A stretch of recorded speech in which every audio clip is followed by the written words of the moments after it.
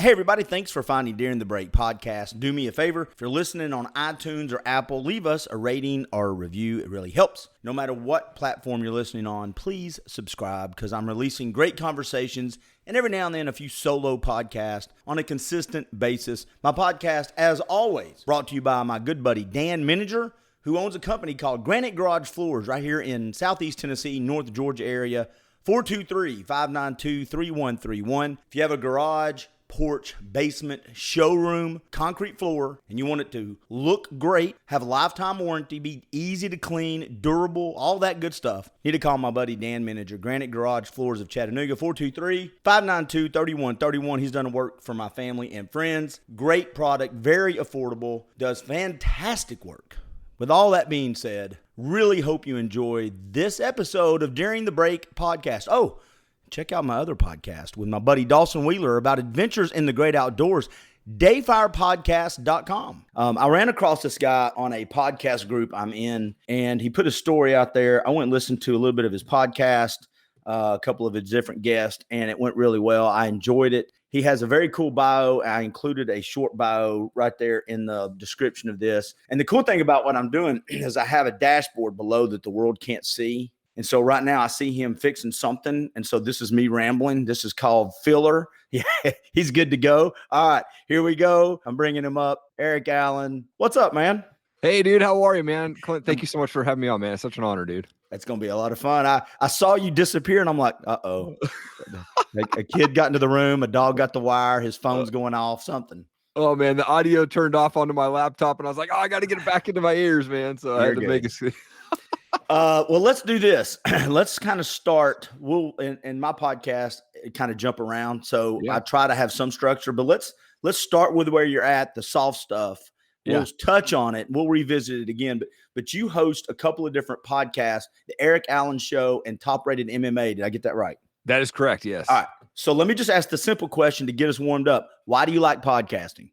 Oh man, I'm fascinated with people's stories.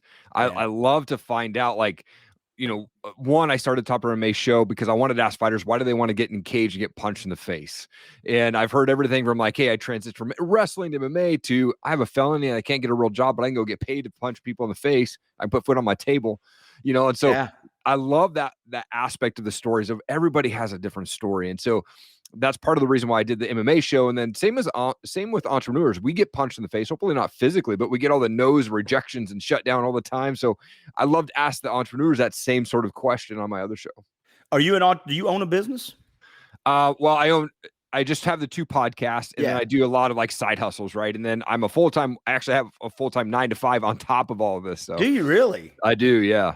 I did not know that. Is it in marketing or sales, or what industry is it in? You don't have to be specific, but what is it? Yeah, no, I do customer success for a swag management company. It's a platform, and I've been blessed to work from home since 2015. And, you know, so at 8:00 in the morning, I flip over to the work computer, but I get up at 4 a.m. 6 days a week to work on my podcast and editing and all that fun stuff, man. Do you like the editing part, or do you like the content? The editing is a little tedious to me.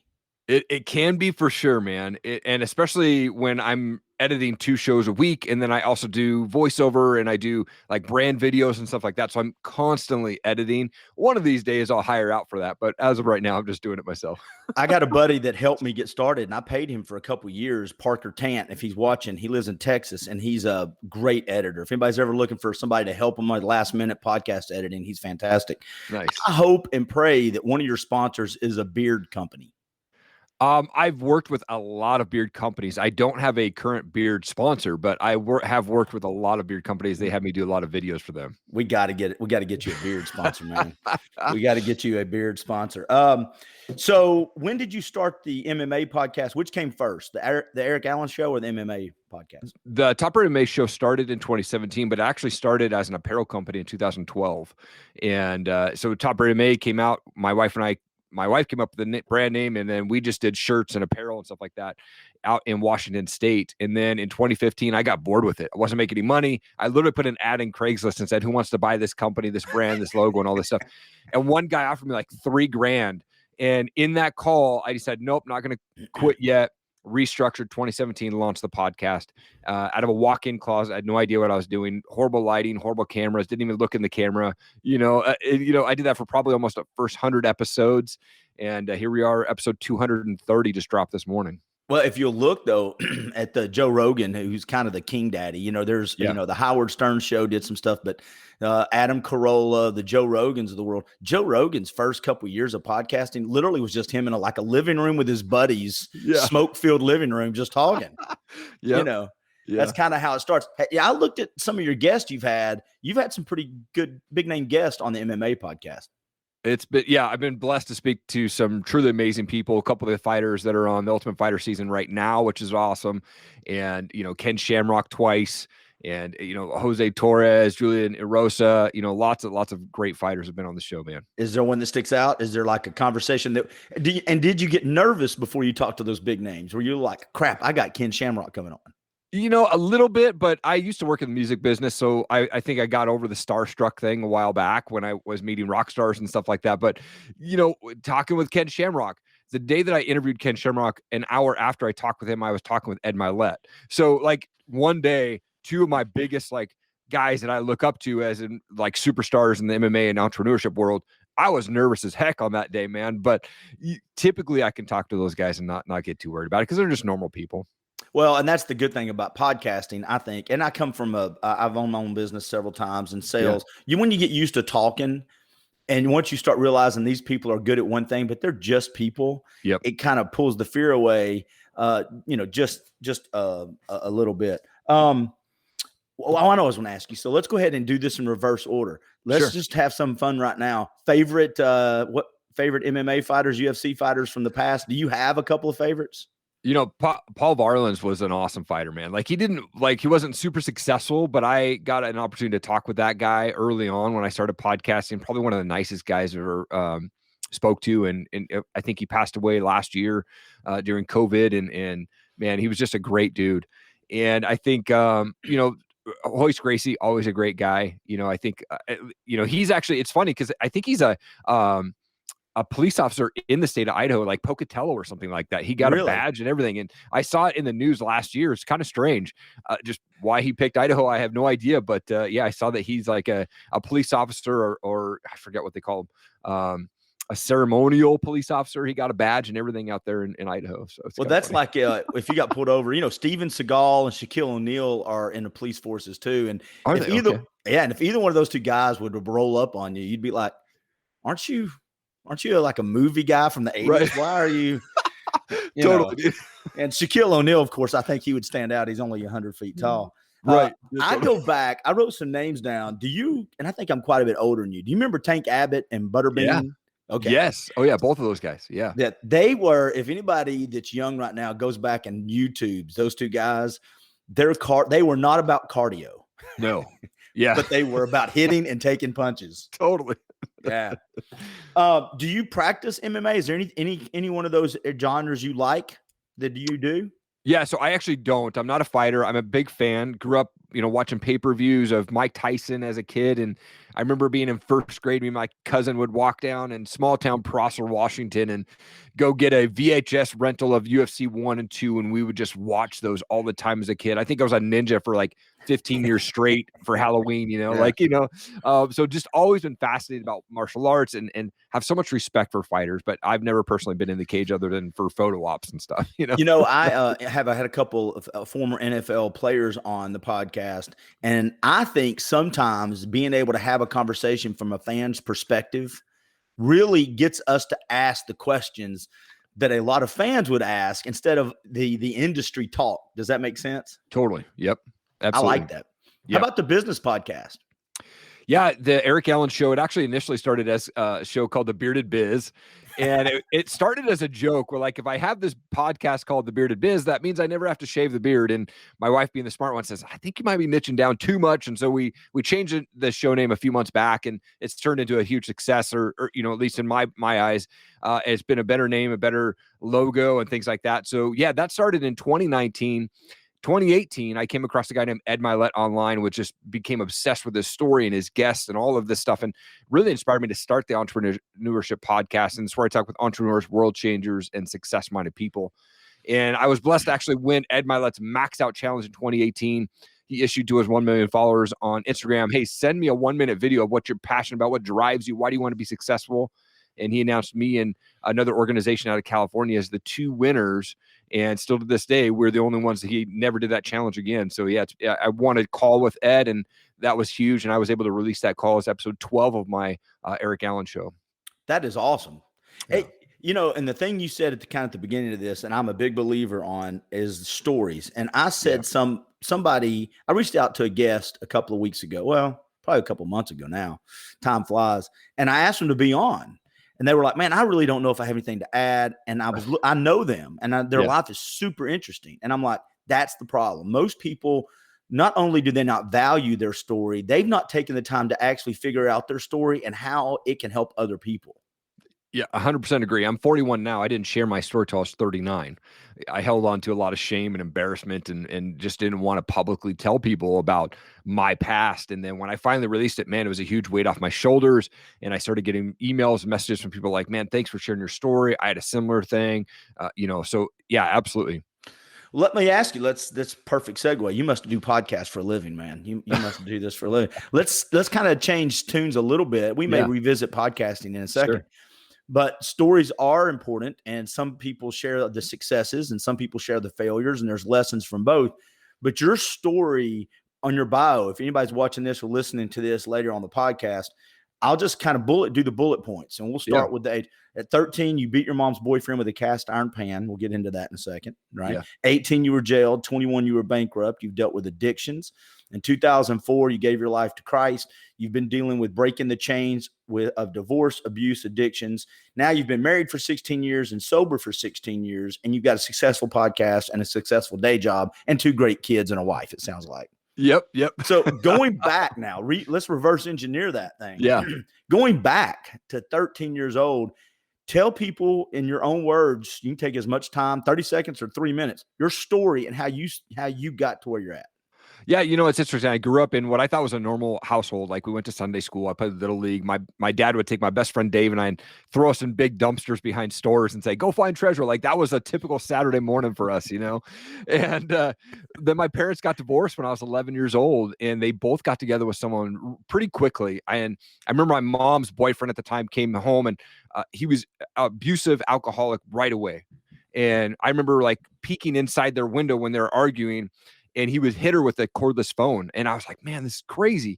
And my mom would call the police. I'd call the police. She would never press charges. I think the police showed up at our house 4 or 5 times before they ended up moving myself and my sister, and they had a baby together to Stevensville, Montana, population 1,200 in the middle of right before the 8th grade year. And so we got up there. They rented a house on 5 acres, beautiful 5 acres. The problem was the house had 3 bedrooms. So it was one for them, one for my little brother, who was literally like 2 months old, and then my sister, who's 4 years younger than me. And they said, Eric, you get to live in the garage. I literally had a plastic tarp at the foot of my bed that separated to the truck that pulled in. And on my half of the garage, I had a fireplace to kind of keep me warm in the middle of Montana when it gets negative degrees in the winter. And so I stayed out there freezing my butt off most winters, right? I remember just being under like 10 layers of blankets trying to stay warm. And the abuse and the arguing didn't slow down when we got to Montana. So I remember being like 13 years old. I was brushing my teeth one night. They came over home arguing. Wasn't anything different. But as I'm brushing my teeth, I felt something in my heart. I'm like, man, you got to turn around. You got to check this out. So the way the house was set up was behind me was the kitchen to the pantry to the garage where I lived. And so I stuck my head out the hallway, and I looked down, and I see him on top of my mom, just boom, boom, boom, one after the other. And I'm like, man, I got to stop this guy. So I snuck up behind him. I grab a cast iron pan, like the heavy duty ones you take with you camping. And I got a pretty good swing. So I swung as hard as I could, and I split the back of his head open. And he turned around. He was like, what the F? And as he said that, I took another swing and split his forehead open. I swung so hard the second time I actually fell over, and he was so drunk, he wasn't feeling the pain right away. So I remember him standing up over me, and he was yelling, and my mom jumps up and throws like 6 punches in a row, hits him in the face. There's blood splatting on the wall. Cops came, take him away for the night, never pressed charges. And I was actually kicked out of the house at that point. I had 3 months left in my freshman year of high school and just bounced around from friends' houses for the next 3 months. And that led me down this path of 10 years of destruction down in my life. Well, and I'll go to the next bullet point. And Yeah. and since we don't have a personal relationship, feel free to, anytime I ask a question, you kind of give me the smile of like, hey, no, not today. But did you ever reconcile with the mom or anything like that, or is that something that's kind of unresolved? Because that makes my heart hurt a little bit to hear that story, man.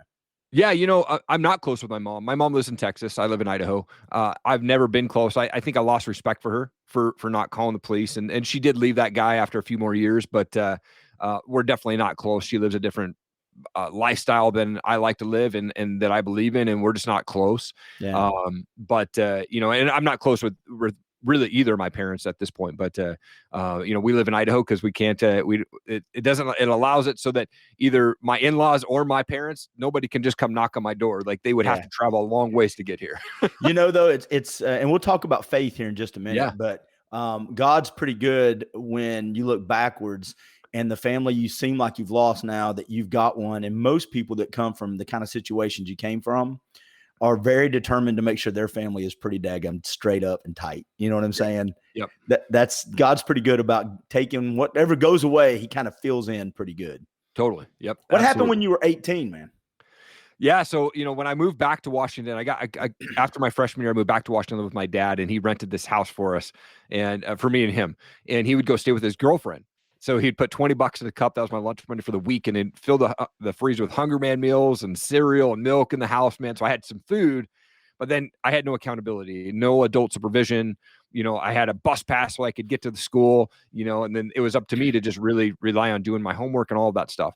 And what that did was I started hanging around with some guys that are still good buddies of mine, but at the time in high school, we were partiers, man. We started getting stoned all the time. We were eating mushrooms and taking acid, and we were drinking Robitussin DM because it could make you hallucinate like you were on acid, and it was half the cost, like just craziness. And I did that for, my sophomore, junior, senior year. In my senior year, we went camping and I got arrested for having a bong. And now it's legal in the state of Washington, but at the time it wasn't. And I had to go to jail. I had 24 hours in jail. I was 18 years old. I was still a senior in high school. So I skipped school to go check into the jail, black and white chain gang outfit on, bright orange slippers. I was 145 pounds, scared to death, walking into this jail open cell with 12 other guys that are in there for some violent crimes, some theft, things like that. Luckily, I didn't have a bunk mate in my cell, but I don't know that I even slept. Like I was so scared. So yeah, I got arrested for drug paraphernalia when I was 18. I was on probation for a year, so I couldn't smoke any pot. But what that did was that led to me drinking more heavily during that year, and I was kicked out of my house with my dad 2 weeks after I graduated high school. Said you have 48 hours to get out. And so between the ages of 18 and 21, I moved 21 times and ended up moving to Seattle with $100 in my pocket and just surviving, man. And then the bankruptcy hit, right? At 21, you just had no money. You were just I was living off credit cards, didn't know that credit cards were bad. Like I got my first credit card at 18. I got a Sears credit card and I bought a video camera so that I could record my buddy skateboarding. That was my one thing that I bought, right?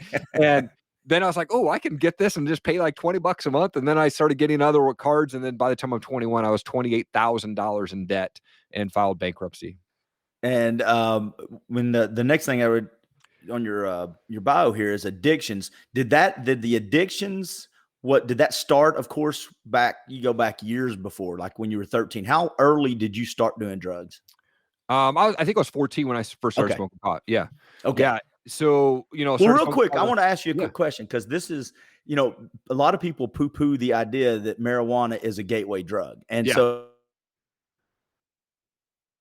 now more of a political discussion, but I think this is just my take on it. You've been down the road and I've got some friends that have been in jail for drug issues. Yep. My take on it is it's not the drug so much, and I do believe it is, but it's the people you're hanging around that is the gateway. Does that make sense? Yep, totally.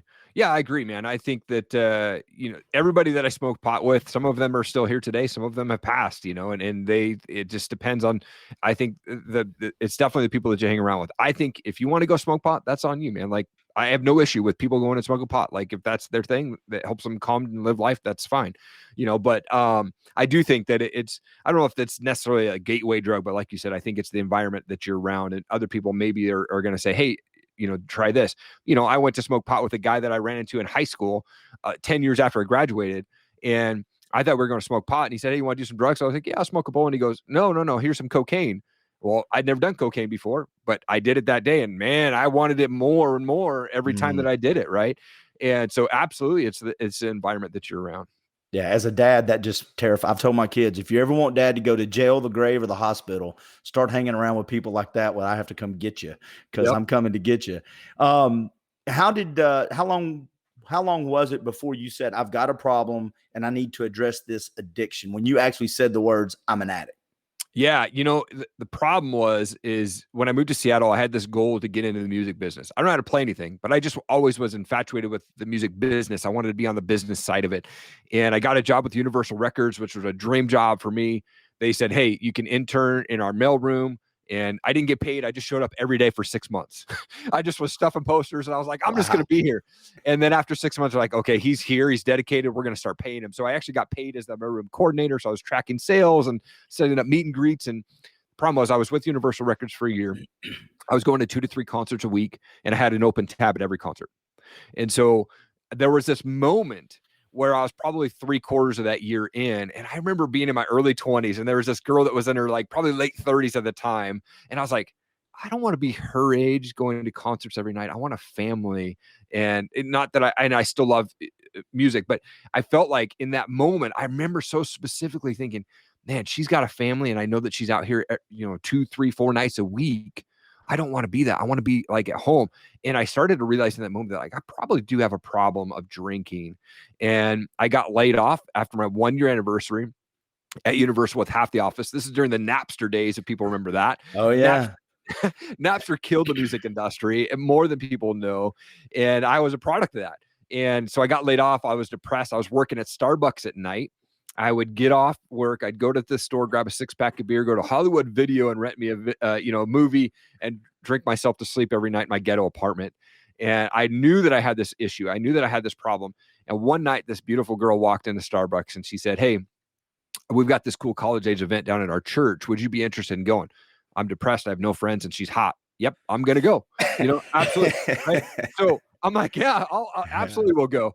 And it was like the seed that was planted in that moment where when I got there, I knew all these people from the other side of the state that I went to school with, or like I randomly met them at a party or something before. And I was like, dude, I haven't seen you for 10 years. So like this seed that was planted and I had a good time. And about a month later was Easter 2004. And I was managing a band. So we went out, we played a concert the night before Easter. Woke up on Easter morning in my buddy's basement, surrounded by probably 15 other guys. We were all passed out. And it was very early morning, Easter morning. And I felt in that moment when I woke up that God was telling me, man, you got to quit this life. You got to quit. You're going down this destructional path that's going to lead you to nowhere and an end real soon if you don't stop. And I literally gave my life to Christ in that moment. I said, God, whatever you want me to do, I'm going to give my life to you right now. And I'm going to give you whatever thing you need. I'm going to quit. And I quit instantly, drugs, drinking, cigarettes, everything. From that day, I never turned back. And I called that girl who invited me to that college event. I got her voicemail. I said, hey, happy Easter. Hopefully I'll see you at Starbucks. And about a month later, we were dating, and she's now my wife today. I was going to say, if this doesn't end with her being your wife, that's a terrible story. Yeah, for sure. Yeah. So she is my wife today. I wrote down 3 things while you said that. First, I'll get the obvious out of the way. Yeah. Is a guy when you're young, because I've been down this road a little bit. It's amazing when you go, oh, good-looking girls go to church too. That's awesome. So I don't have to hang out over here to find good-looking girls. That's great. Yep, totally. And the 2 things that I wrote down that are kind of big picture. One is the pull of the family, because it seems like you came from a very dysfunctional family unit or units. Yeah. And yet somehow inside you had this pull. You were looking at that lady in her late 30s going, she's got a family. I want a family. And it's almost like, do you feel God put that call? Because I know a lot of people go, I don't want a family when they come from that. Right. Yeah. I think I always did want a family, but it was definitely that moment where I was like, man, I love music and I love going to concerts, but I don't want this to be my full-time gig where I'm out away from my family 3-4 nights a week. It's just God works kind of crazy sometimes because you have the pull to a family you don't yet have or really have never experienced. Yeah. Fast forward, you meet this girl from church and all of a sudden the dots start connecting. Yes. About where the family can come from. The last thing I wrote down was, most people, when they say they gave their life to Christ or they became a Christian, it's at a church function. Yeah. I love the fact that God dealt with you where you were at. You didn't have to be inside a building. Right. Absolutely. 100% agree, man. I think anybody can make a decision in any moment and change their life without one decision. And whether that's to get sober, to give your life to Christ, to, step away from a bad relationship, whatever, it takes one decision. You make that change and you can change forever. And it didn't have to be led by a guy or a girl in an official capacity. I just love that fact that the call from God, and I think we lose that once you sometimes I think it's easy when you start air quote go to church, right? And I'm a believer in church, but yeah, it's easy to think God is there, and Yeah. you know what I'm saying. We put God at the church, and He's not in my moments of crisis or my moments of happiness. Right. Yep. Exactly. How's that been for you since the turn? How's your faith affected what you've been doing, and did it change your career at all? Man, it did. It changed a lot of things. One, I had to get strong mentally. So I knew that if I was going to make that change, I had to change my environment, like we talked about earlier. And I called on my buddies. I said, hey, man, for me, I got to get better mentally myself. I've got to stop these addictions. I've got an issue.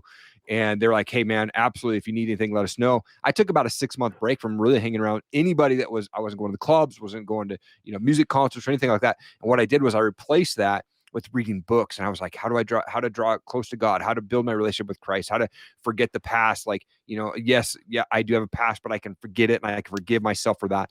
And I started almost like interviewing people without realizing I was interviewing people. So I was like asking people of the church and that had good marriages and like they were sober and they were like involved in the church. Like I would go and take them out to coffee and just pick their brains. And I think that really helped set the tone for the next, where I'm at today. And so I gave my life to Christ at that moment and, started spending time around people that had this life that I wanted to live. And I think I've always struggled career-wise just because I get bored with companies and I usually will leave after a year or two, but I've, blessed to work with a full-time company right now, but it's not my passion. My passion is this. My passion is talking with people and podcasting. At some point, in the next probably 12 months, we'll hopefully take this thing to a full-time, opportunity. But, I think God opened up massive doors when I gave my life to Him, and He opened up a ton of more doors when I decided to share my story publicly just 2 years ago. What you said a minute ago, I think is so important for young people or anybody to hear, because whether it's business or it's a walk of faith or it's going to the gym, whatever it is, you sought out other people to help you. And a lot of times in an official capacity, they call that mentorship. Yep. And churches may have it, businesses may have it. But if you come from a place where you're not experienced parents being a mentor or in business, then if you're missing that, that's how a lot of learning takes place, right? Yes, absolutely. That's why your podcast, the business podcast, that's one of the things you talk about. Yep. Giving advice to other people. Yes. Yeah. Yeah. I think, everybody has a story, like I said. And I think that if the guests that I have on my show, I like to go through their stories, go through their struggles. Like, how did they get to where they're at? And one question that I ask on both shows is like, hey, where did you grow up and what was childhood like for you? Because I think that what that does is that helps set this tone for people that are listening. They're like, man, no matter how successful they are, they actually had an interesting childhood. Maybe that was a perfect childhood. Maybe it was a crazy childhood, but they're successful now and they're sober now or whatnot. And I think they can learn right off the bat from that one question. And then we kind of deep dive into how their failures and how successful and things like that. So absolutely, I'd love to just share stories, man. When you made the switch, when you called your friends up and talked about your faith and I need to change, did you lose some friends? I didn't, which was really cool. Wow, that's awesome. Yeah, I had a lot of guys who were very understandable. Like, hey, dude, yep, get better. And I'm, like I said, I probably took about a 6-month break from talking with anybody that was in that environment. And then I reached out to them later and man, we're still friends today. Like, we're still connected. We're on Facebook and things like that. And so it was a interesting change. And I had just some good, solid friends. My buddy Dave that used to go dumpster dive with me as a kid, still my best friend today, man. We met in first grade and we've been best friends for 36 years, man. And that guy and his family have been so supportive of me throughout the years, man. It's just awesome. That's all. That's a good story. The dumpster diving story. All right. I wrote some stuff down I'm going to ask you about real quick. One of them is, do you listen to podcasts outside your own? And this sounds weird, but car mechanics don't like fixing their own cars. Handyman don't like fixing their own houses a lot of times. Do you listen to podcasts? I listen to Ed Milet's show a lot and I'll check out like Lewis Howes' show and things like that. But I I don't have the time. I don't listen to a lot of shows outside of my own, and not to say that I listen to my show. The only time that I actually listen to my show is when I'm editing it. So it's not like I go back and listen to the show. I just listen to it as I edit it, as I edit the show. But I think Ed Milet's probably the one show that I go back to all the time, because he just has such a great tone and he's such a great human being. When I talk to him, I don't know what I expected, but I expected this guy who's worth almost probably $1 billion or more to have kind of an attitude like, yes, I'm bigger than you. And he was like the most genuine guy that I spoke to for 30 minutes. And he was like, shut off everything, and was very like into my story and say, I want to help you get connected with people. He knows a lot of people here in Coeur d'Alene. He used to have a house here. He's building another one. Like absolutely like one of the coolest guys ever. So yeah, I think his podcast is probably the one show that I listen to on a consistent basis. Do you like hearing yourself on a podcast? No, not really. I hate it. I think for me, like I watch the shows, right? I mean, when I'm editing, right? But there's times where like, I probably shouldn't have said that. I've gotten better over the years, and I think, like I said, the first 100 episodes were in a walk-in closet, and I look back, I'm like, man, I didn't look in the camera. I was so bad at talking with people, and now I feel more comfortable doing, between my two shows, I've released about 300 and almost 350 shows. And so it's been fun, man. I listen back on sometimes, and I have a way, like I just do right now. I insert an explanation to the question. So, and the question's great, but it takes me 30 seconds to ask a 15-second question. And I'll be listening back to the podcast, and I'll go, "You're better than that, Clint. You can do better." What the crap, man? Stop doing that. Don't be a dork. Yeah. I mean, I think it's fun. I mean, we're always learning, right? Like I have this thing on my wall that Ed Milet said, it's canny and CANI. It's constant and never ending improvement. And so I see that every day, and I'm like, man, every day I can be improving a little bit on my podcast, or a little bit talking a little bit better and things like that. Sometimes I would just have to turn that sign around on a bad day. I'm like, screw that. I'm not doing it today. I just want to just survive. The heck with that saying. Do you do a video component just as well as the audio, right? Yeah, my show is released on video and audio. Mm-hmm. Do you like one better than the other? I actually never did audio for probably the first 100 episodes. I only did YouTube, and then I uploaded to Facebook. I never did Apple, Spotify, any of that stuff. And then someone's like, dude, you should release an audio version of your show. And I was like, what's that? Like, I never even thought about that. I just, all I was doing was recording my show and uploading to YouTube and Facebook. And Have you found, oh, go ahead. I'm sorry. No, I was just saying, then I finally did it, and it's a little bit more work to do, but I mean, it's not too bad. It's what I figured out. Have you found one platform better than the other for podcasting or for your video? I mean, like, is YouTube more friendly to you than Facebook, or have you found more success through the audio? Yeah, it's interesting. I've seen the audio grow. I'm getting close to probably 10,000 downloads. It's not like my show's a 10,000 downloads a month show or anything like that. I probably get maybe 1,000 downloads a month or something like that, or between 500 and 1,000. And so I think where I've seen when I first started was I was upload to YouTube, and then I would send that link over to Facebook. And so I saw this massive viewership of YouTube. And then someone's like, dude, you got to upload to Facebook directly. So I started doing that. And then now my views on YouTube drop, but my Facebook views are in the several thousands. So I don't know. I mean, I see probably a big growth on the Facebook video side when I upload to that directly. Yeah. And then the audio side's been continuing to grow. I mean, we're growing like crazy. Yeah, probably over, I think last year it grew 350% according to Spotify. We ranked 133 on the Apple podcast for the entrepreneurship category in January of this year. So, I mean, we're continuing to grow and get those bigger names. Do's and don'ts of podcasting. If somebody watches this and they're like, I want to do a podcast, what are some things you, other than the closet, are there things that you have learned that you now look back on your younger self and go, man, I'd give him this advice? I would say look in the camera, one, right? Like if you're doing a video version, if it doesn't really matter, I guess, if you're doing audio, but this is my third microphone. I've upgraded the lights and the things like that in my studio now. But I think one, always have headphones in.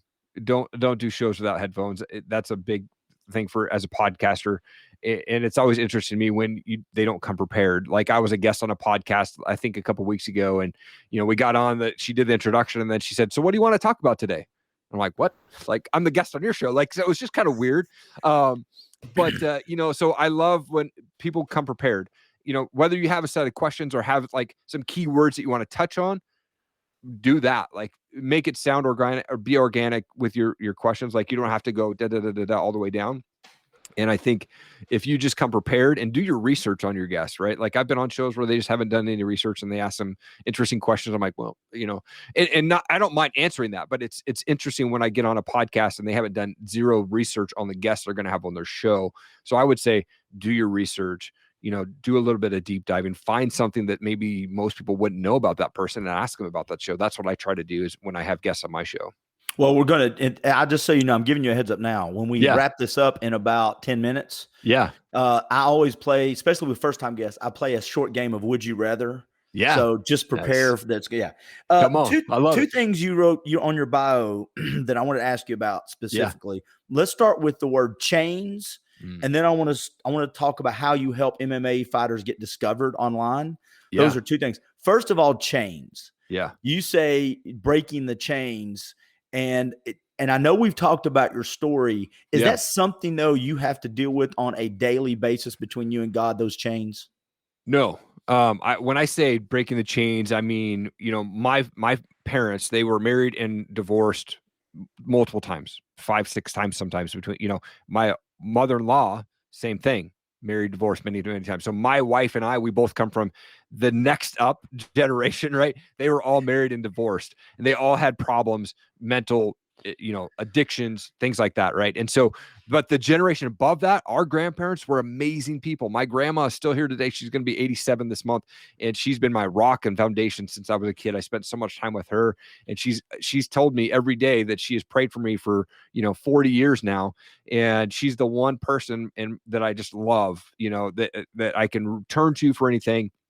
So I think when I say breaking the chains, I'm breaking those chains of addictions, abuse, rejection, that I felt as a kid, and my kids will never experience that. So, moving forward, the Allen tribe that we're continuing with, my kids will experience good parents and parents that will not get a divorce. My wife and I, we made that decision. We meant it. And yes, we're going to argue. And yes, we're going to, fight about things, but we're always going to come back to, hey, you know what? That was something that we got over it, and we're going to stick together. We work our way through that. And so we are breaking those chains of divorces, because there were so many divorces in the next generation up that we will not allow it to happen in ours. Isn't it? I was on another podcast and I was talking about this. Something's happened in our society, and we won't go down that rabbit hole because it could be another podcast. But something really has happened in our society where it's the instant gratification, and there's this, I need to discover myself. I don't know what it is, but we've become a generation of quitters. And I'm not saying some relationships you shouldn't get out of, like your mother's relationship. Sure. But a lot of times it looks like we're looking for a way to get out of stuff. No, I mean, you know what I'm saying? Yep. Absolutely. So much so, I think that you have to stick to it. Like, be the person that you say you want to be, but also commit to it. Like, if you say you're going to do something, do it. In whatever it is, that could be as simple as, hey, I'm going to get up and make my bed every day. Like, do that every day, hey, one thing that I started doing this year, which I should have done a long time ago, but one goal that I did this year was I write my wife a note on a Post-it every single day. 365 days this year in 2021. I'll probably continue that, but I started it this year. Every morning. You stop it right now. You're making every dude out there look bad. You cut that crap out, man. Come on. Yeah. Every morning I wake up, I have an alarm set on my phone so I don't forget it. 5 o'clock, I write a quick Post-it, and I run downstairs and I throw it on the mirror so she sees it the first thing in the morning. I said this, I do some conversations with some therapists, and we've talked about what you just said, and I'm glad you said it. A lot of times guys, and I can't speak to it from a woman's perspective, a lot of times guys go, well, that's just not who I am. But God gave us this phone. Put it in your phone and communicate with them in a way they like. Yeah. It doesn't have to be natural to you for it to be natural to them. So that's a great example. Sounds like you're being the dad you would have liked to have had, which is a great way to break the cycle. Absolutely. Yeah. And I think, like, as men, like, being married, like, we have to kind of cut that manly stuff out when we're not, I don't want to say manly, but like, what we have to do is we have to kind of let that ego aside if we want to continue, and we should be serving our wives, man. Like, let praise them. Like, if they're married to us, like, we're the ones that are blessed by them, right? So give them as much praise as possible. Yes, I write those notes. Another key thing that most guys probably don't do, but I wake my wife up during the week every single day with a foot massage. Like, I will do that every single day until I die, because I know that she loves the foot massage. So I'm going to wake her up with a foot massage when she's got to get up early. So I would say, dudes, take care of your wife, man. Yeah. It's just, I'm cutting this whole thing off now. We're stopping. This is crap. No, I love that. And you know what I say to my son, who's 22. Yeah. As you get older, your definition of masculinity, some of it needs to change. Yeah. And what tough is, right? When you're 20, I don't mean this in a bad way, but of course UFC fighters are tough. Sure. But I watched my dad work 60, 70 hours a week without a pat on the back forever. He's 70 something and just stopped working like a year ago. Wow. And he still works around the house. I mean, he's a doer, but he didn't there was no social media. My dad's going to work today in 1970s and 80s, but he did it every week. That's as tough as anything in the world. Yeah. And we're surrounded by toughness. And I just think sometimes as guys, we need to redefine what tough is. Let me tell you something. Learning to have faith in a God you can't see and pray to him on a daily basis and stop trying to control everything. That's pretty tough. That's tough to do. Yeah, absolutely. Yeah, that's hard. Sure, man. For sure. All right. How do you help MMA fighters get discovered? Is it the podcast platform, or are there things you do outside of that? Yeah, it definitely is a podcast platform. For me, like, I love talking to these up and coming fighters. So a lot of the guests on my show, they're amateur fighters from all over the world. I have like the big name guys like Ken Shamrock and UFC fighters and things like that. But I love talking to the up and coming fighters, because most of the time they're super hungry to get their name out, and they're super hungry to grow in their career as an MMA fighter. And so I have them come on my show. I highlight people that are these up and coming unknown guys or gals that are across the globe. So I'll reach out to them on Instagram and I'll say, hey, if they're active on Instagram, that's what kind of triggers me to go, hey, these guys are active. They're really wanting to grow social media and MMA fighters. So I want to reach out to them. I want to highlight their story and let's get it out there. And, you know, I have a pretty good MMA community that sees that on a daily, you know, when I release those Top MMA show comes out every single Saturday, and it goes out to all video formats from IGTV, YouTube, Facebook, all that, and then all audio formats. So I see huge growth in the MMA community where they're like, here's this unknown guy or gal out in Pennsylvania that he had on the show, and now we want to promote this out to Colorado and Idaho and Washington and things like that. So I'm helping them kind of get across their name out of my network, and hopefully it gains some sponsors. Hopefully it gets their name to a promotion that follows me, things like that. That's awesome. What did you think about Mayweather McGregor? Oh man, you know, I come from a boxing world, and they were like, this is stupid, but I loved it. Did you like it? I thought it was interesting. One, I don't like either of them. I think they're both idiots. I think Conor McGregor is probably the most overrated MMA fighter in history. And Floyd Mayweather, yeah, he's good. He's, you know, undefeated. And I hope that he takes out Logan Paul or whatever Paul brother he's fighting. I hope that he wins that fight, because I don't like the Paul brother guy either. I don't either. But, you know, I mean, it was good. It was entertaining, right? But I think that Floyd Mayweather took it easy on McGregor. I think he could have finished it way sooner. Oh, yeah. I like McGregor. Because I like Irish. I have Irish ancestry. What do you think about real quick, Roy Jones and Tyson? Did you like that fight? I did. You know, it's cool to see Tyson back in the cage, you know, and I was a fan of Roy Jones Jr. back in the day. And, you know, obviously Tyson is, you know, the greatest or one of the greatest out there. It was cool to see them back in the age, and Tyson is a beast, man. I mean, you watch those training videos before that fight, you know, he's, I don't know how old, 50 something years old now. And the guy is just huge, and he's still like landing crazy hard punches. You know, that was a good fight. It was entertaining, things like that. So I like to jump in and watch boxing every once in a while, but I'm probably more of an MMA guy. And, you know, interesting enough, I actually don't watch a ton of UFC or live MMA events anymore, just because I'm so busy with life and businesses and podcasts and things like that. So I always kept to the highlights, and occasionally I'll watch the fights, but, you know, I rarely see them live. Well, they cost too much for me right now, but totally. I'll tell you, it used to be. See, I grew up when we had fights on Friday night fights and Sunday afternoon Wild World of Sports. I got to watch people like Sugar Ray Leonard fight Hagler, you know, and all this. But I loved Roy Jones and Tyson. I think Tyson took it easy on Roy Jones. I think he could have probably knocked him out when he wanted to. Yeah. And I had a buddy on who is he was a trainer for the U.S. Olympic boxing team, and we do stuff all the time, stories behind the gloves when it comes to boxing. And he was like, man, I didn't like any of them. I don't like the McGregor fights. I don't like the Tyson fights, except for one thing. They're genius when it comes to making money. Yes. I mean, you got these older fighters that need money. That's a great way. You kind of both wink at each other like, don't hurt me. I'm not going to hurt you. $10 million each. Right. Oh, yeah. Ow. Sure, you know, that kind of crap. All right. Listen, man, I know you were super busy. It's your Saturday too. I'm looking over my list of stuff. I think I've hit most everything.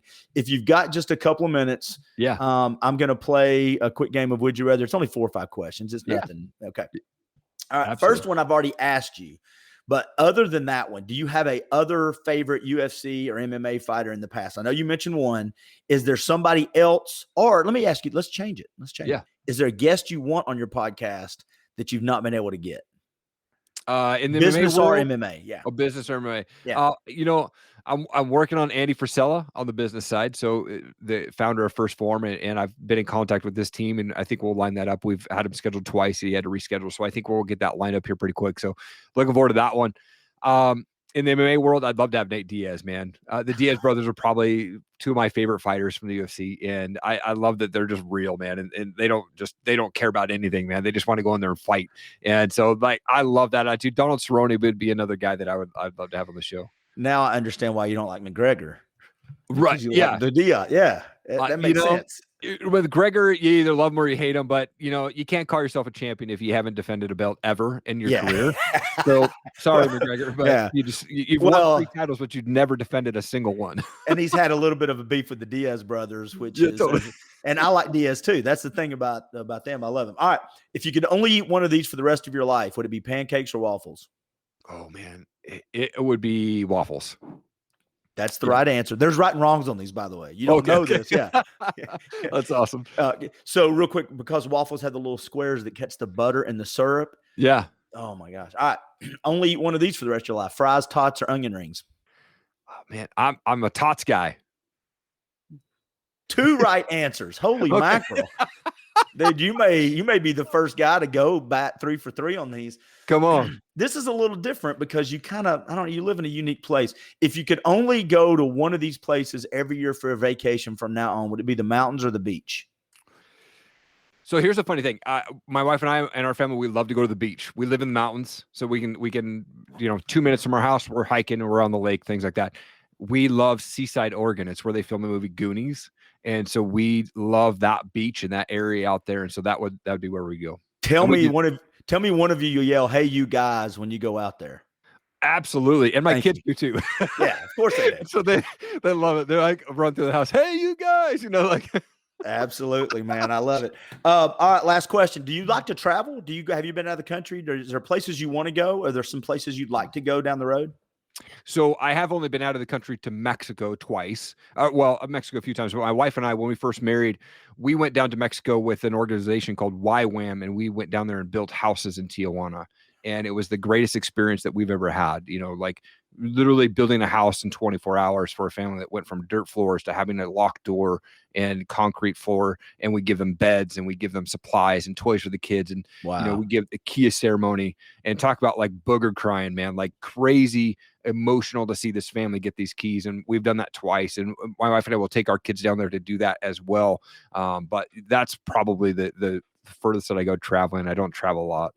You live in a great part of the country too. And we were talking about that before you came on. Chattanooga, where I do this from, is known for outdoors, but I've been to Idaho, and it is one of the greatest states. I like it because it's conservative for most part, and it's got great outdoors. So it's kind of it's almost to me like a southern state that's kind of northwest, Yeah. So we're being invaded by Californians, Washington, and Oregon folks, but they're running from those states like you wouldn't believe. We've got to move in here. Tennessee, Texas, and Florida are getting everybody from New York and California. Y'all stay there. We're full here in Tennessee, everybody. That's what we say. There's bumper stickers going around here. Don't Californicate Idaho, Listen, I think we should just build a wall around Tennessee. That's what I want to do. That's a way to lose friends and influence people right there. Right. Totally. Man, you have been super gracious with your Saturday morning. If you would wrap this whole thing up with making sure people know how to find you, I'll put it in when I put it on podcast. I'll put the links. But if you just make sure people know how to find your content, sir. Awesome. EricAllenMedia.com is the website. I'm really active on Instagram. I respond to all comments and DMs. It's Eric G. Allen on there, and that's Eric with a K. Also, wanted to throw out there one of my good friends, Mike, the Makeover Master. He has offered myself and any show that I'm on, so offer to your guests, they can go and take this foundations course. It will help with building brands, marketing, website, anything like that. It's a foundations course that he sells for $9.97, but it's actually free to you and your show and your guests. Thank you. So ericallen.com/foundations. If you go to that page, any of your guests or listeners can go there. It's a really cool course. You can pound it out in a couple hours, but it really helps. Talks about the mental side of business, talks about the mental side of building websites and marketing and branding and all that stuff. So it's free to you guys, ericallen.com/foundations. I'll make sure I put that in the audio when I put the description out too. I'm going to give you one last chance to do a shout out. Yeah. Talk about that flag behind. Let's end with talking about your flag. Don't you have a sponsor that does the flags? I do. Yeah. Combat Flags. They're awesome. It's a one-man shop. I think he's out in Charlotte area, but so this is a flag from him. The Army flag behind me here is also from him. What he does is he takes these 4x6 flags that he hand sews made from uniforms of soldiers that donate the uniforms to him, and he cuts them out and he puts them makes a flag out of their uniform. And then he writes the story of that soldier that donated that and puts it in a frame and sends that out. And it's called the Combat Flag Original 4x6. It's an awesome thing that he does. He donates a massive amount of money to an organization called Stop Soldier Suicide. Himself has donated over $100,000 since starting that company. Wow. Well, I'll share that info with a bunch of my friends here that are veterans, and I got a friend that does a nonprofit for helping veterans here. I'll make sure that, I'll send them that link. Eric, man, I wish you tons of success, and I really do appreciate your time, sir. Thank you so much for having me on, man. It's truly an honor, man. This is a great show, great conversation, man. You're a great host. Absolutely. Thank you. See you, buddy. Yeah, thank you.